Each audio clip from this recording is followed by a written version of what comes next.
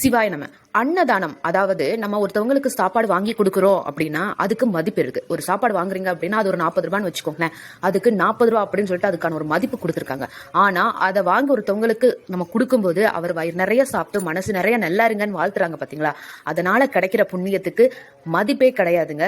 இன்னொரு விஷயம் நீங்க இதுல ஞாபகம் வச்சுக்கோங்க. ஒருத்தவங்களுக்கு பொண்ணோ பொருளோ நீங்க தானமா கொடுக்குறீங்க அப்படின்னா அவங்க இன்னும் கொடுக்க மாட்டாங்களா அப்படின்னு சொல்லிட்டு அவங்க கொடுத்ததுக்கு மனநிறைவு அடைய மாட்டாங்க.